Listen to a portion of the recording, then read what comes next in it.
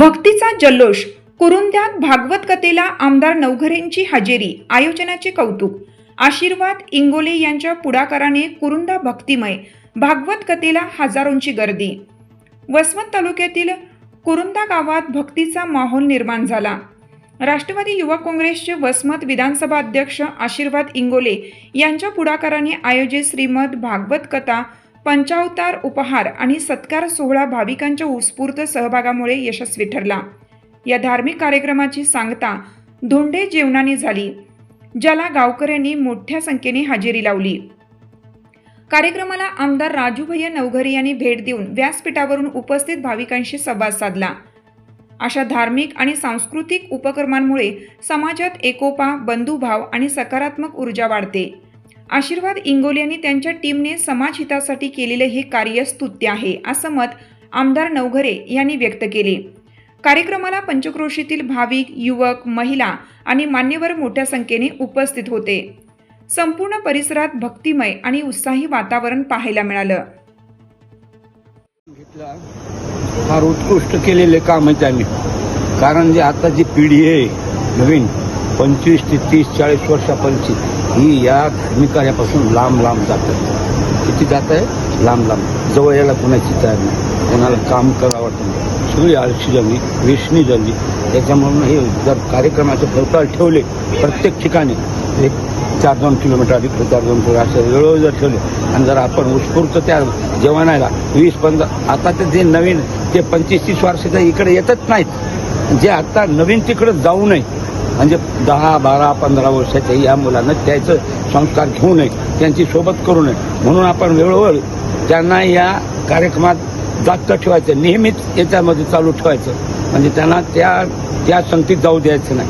हा उद्देश याचा या कार्यक्रमाचा। आता पिढी फार लांब लांब याच्यापासून फारच दूर चालली, पुढे काय होईल काय नाही काय सांगता येत नाही, पण त्याच्यामुळं हे जर असे कार्यक्रम आपण घेत राहिलो वेळोवेळ तर ते संस्कार चांगले पडतील त्या मुलावर। आपण त्यांना ओढून आणू, आपण त्यांना बळच हे करू, अशा करता हे कार्यक्रम घेतलेले एकदम चांगले।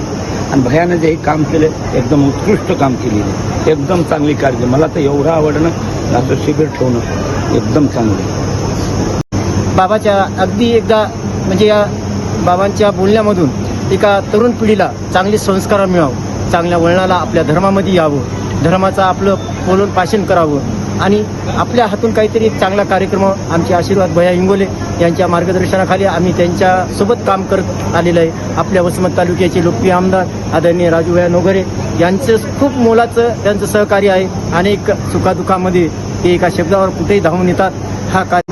आणि अशा अनेक ज्या महिलाला कसलाच आधार नाही, ज्या महिलाला कोणीच नाही, अशा महिलांसाठी आमदार भैयाजी नवघरे, आशीर्वाद भैया यांनी चांगला एक निर्णय घेऊन या ठिकाणी या कार्यक्रमाचं सुरुवात केली आणि हा कार्यक्रम आपल्या सर्वांच्या उपस्थित भव्य दिव्य होत आहे। खूप सर्वांना आनंद आहे की असा कार्यक्रम पुढेही होत राहू, हीच या ठिकाणी आम्ही त्यांना बळ देऊ।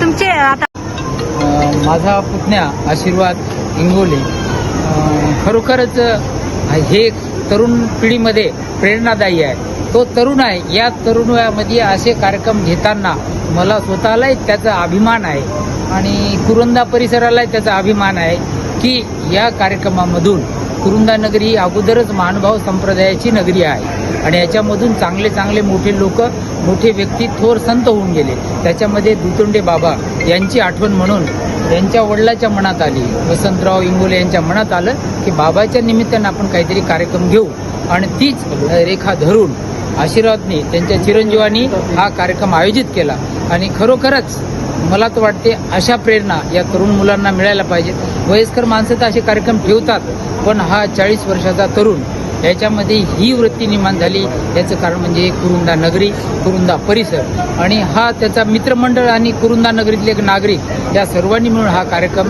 चांगल्या रीतीने आयोजित केला। त्यांना खूप खूप हार्दिक शुभेच्छा। या संगीतमय श्रीमद भागवत कथा याच्यामध्ये सत्कार समारंभ आहे, बाल संस्कार दिल्या जातात, याच्यामध्ये सगळ्यांचं सहकार्य अनमोल आहे। याच्यामध्ये म्हणजे आपण जे दान करतो त्याच्यामध्ये अन्नदान, वस्त्रदान, त्याच्यानंतर धन, तन मन धनानं सगळं कुरुंदा परिसर याच्यामध्ये भाग घेत आहे। त्या सगळ्यांचं मी अभिनंदन करतो आणि थांबतो। धन्यवाद। केला समजा सुरुवात केली कार्यक्रमाची. आणि हा सोहळा असा होते ना भूतो ना भविष्य. आतापर्यंत आमच्या कुरुंद्यामध्ये एवढ्या मुलीची कोणीच बोलवून केली नाही लेकीबाळीची. खरंच आमचे आशीर्वाद भैया आमच्या सगळ्यापेक्षा लहान आहेत, पण काम खरंच खूप मोठं आहे. आज आम्ही 500 मुलीची बोलवून केली ताई. आम्हाला याचा खूप अभिमान आहे. आणि याच्यामागे आमचा काही हेतू नाही. भक्तिमय वातावरण झालं इथं. मोठे लहान थोर सगळे आले आणि आमचा आशीर्वाद भैया सगळेचा आशीर्वाद तुमचा आमचा सगळेचा आशीर्वादच आहे. त्याला असाच आशीर्वाद राहो. किती मुलींची बोलवण केलेली आहे? 500 मुलीची बोलवण केली.